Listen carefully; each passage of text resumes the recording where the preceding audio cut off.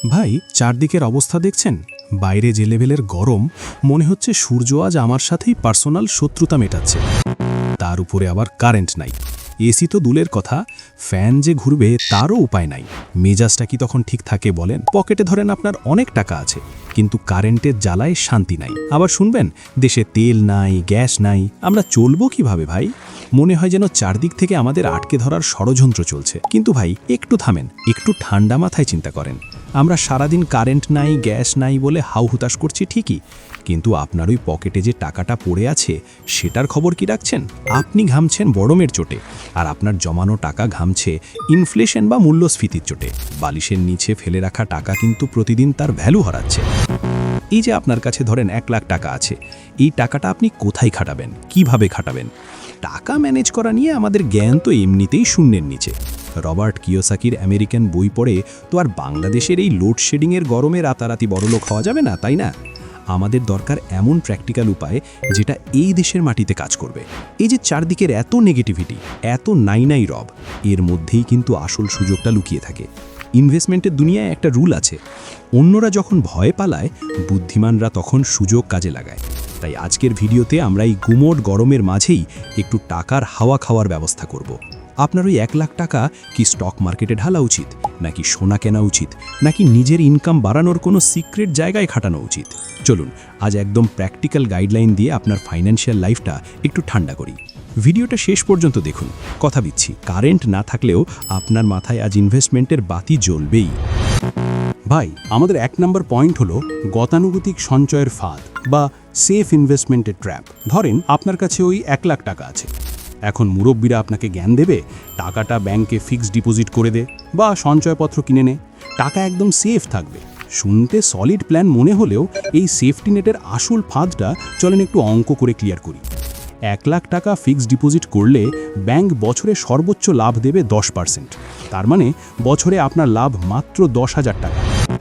12 দিয়ে ভাগ করলে মাসে আপনার পকেটে ঢুকছে মাত্র 800 থেকে 833 টাকা। এখন বুকে হাত দিয়ে বলেন তো ভাই, মাসে মাত্র 800 টাকা দিয়ে আপনার জীবনের কি এমন বিশাল পরিবর্তন আসবে? কারেন্ট গেলে যে একটা ভালো চার্জার ফ্যান কিনবেন, সেটার দামও তো 3-4 হাজার টাকার উপরে।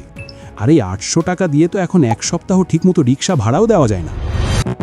আমরা ভাবি অল্প টাকা ব্যাংকে রাখলেই বুঝি কম্পাউন্ডিংয়ের ম্যাজিক শুরু হবে, রকেট কার্বের মতো টাকা বাড়বে। ভাই, কম্পাউন্ডিংয়ের ম্যাজিক তখনই কাজ করে যখন আপনার ইনিশিয়াল অ্যামাউন্টটা অনেক বড় হয়। আপনি যদি ভাবেন 1 লাখ টাকা ব্যাংকে রেখে 10 বছর পর আপনি বিশাল ধনী হবেন, তাহলে আপনি বোকার স্বর্গে আছেন। ইনফ্লেশনের কারণে 10 বছর পর ওই টাকার আসল বাজার দর অর্ধেকের নিচে নেমে যাবে। তাই এই 800 টাকার ফাঁদে পড়ে টাকার ভ্যালু না হারিয়ে গতানুগতিক এই সেফ চিন্তার বোকামি থেকে আজই বেরিয়ে আসুন। ভাই, আমাদের 2 নম্বর পয়েন্ট হলো স্টক মার্কেট। যখন মানুষ পালায়, আপনি জড়ো করুন। এখন স্টক মার্কেটের নাম শুনলেই তো আপনাদের অনেকের কারেন্ট যাওয়ার চেয়েও দ্রুত হার্ট অ্যাটাক চলে আসবে। আপনারা বলবেন, ভাই স্টক মার্কেট ওটা তো জুয়া। 2010 সালের ধসের কথা মনে নেই? মানুষ তো রাস্তায় বসে গেছিল। হ্যাঁ ভাই, 2010 সালে ধস নামছিল, কিন্তু কেন নামছিল জানেন? কারণ আমরা বাঙালিরা একটু বেশিই লোভী। ওই সময় মানুষ জমি বিক্রি করে ব্রোকারদের কাছ থেকে লোন বা মার্জিন নিয়ে পাগলের মতো শেয়ার কিনছিল। 100 টাকার শেয়ার ধার করে কিনে ভাবছিল কালকেই কোটিপতি হয়ে যাব। ভাই, ধার দানা করে ইনভেস্ট করলে তো রাস্তায় বসতেই হবে। ইনভেস্টমেন্টের দুনিয়ায় খুব বিখ্যাত একটা কথা আছে, be fearful when others are greedy and be greedy when others are fearful.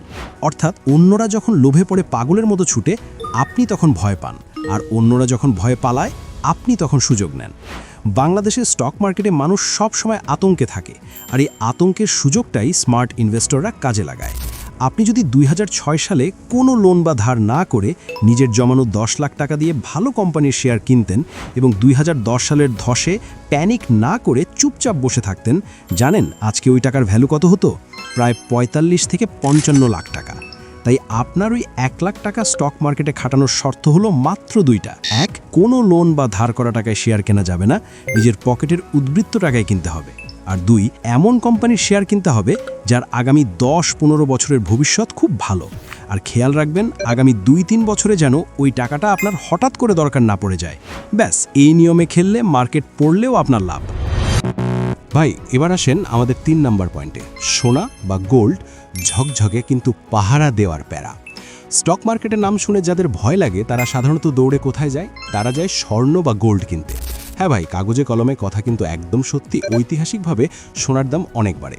এই তো 2016 সালে 1 ভরি সোনার দাম ছিল মাত্র 42,500 টাকার মতো, আর আজকে সেটা অলমোস্ট 2.5-3 লাখ টাকার কাছাকাছি চলে গেছে।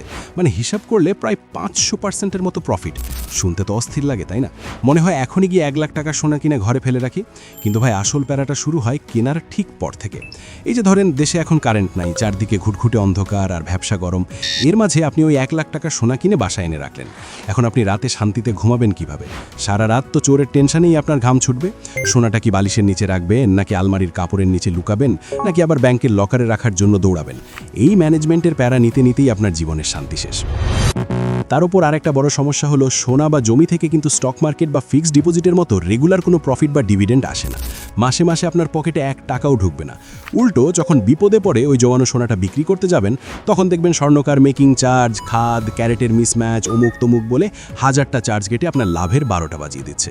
তাই যাদের কাছে কোটি কোটি টাকা আছে, তাদের পোর্টফোলিও ভারী করার জন্য সোনা হয়তো ভালো অপশান, কিন্তু আপনার ওই কষ্ট করে জমানো মাত্র 1 লাখ টাকা দিয়ে সোনা কিনে সেটা পাহারা দেওয়ার এই মানসিক প্যারা নেওয়ার আসলেই কোনো লজিক নেই।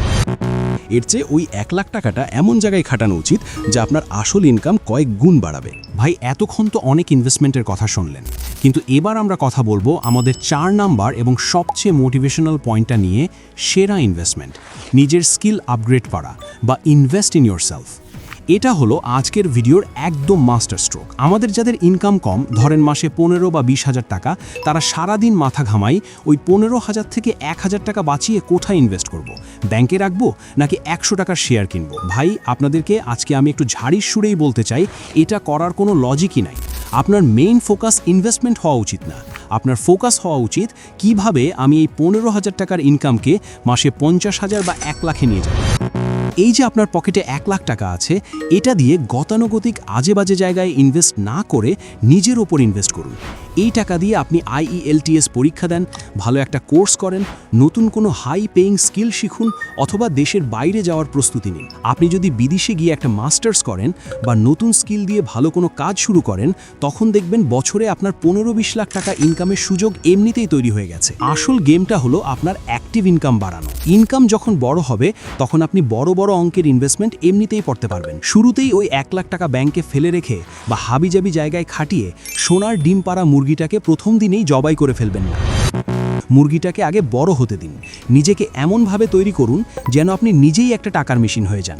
নিজের স্কিল বাড়ান, ইনকাম বড় করুন, তারপর যেখানে মন চায় সেখানে মনের সুখে ইনভেস্ট করুন। ভাই, চারদিকের এইসব নেগেটিভিটি আর লোডশেডিংয়ের অজুহাত বাদ দিয়ে আজ থেকেই নিজের অ্যাক্টিভ ইনকাম বাড়ানোর কাজে নেমে পড়ুন।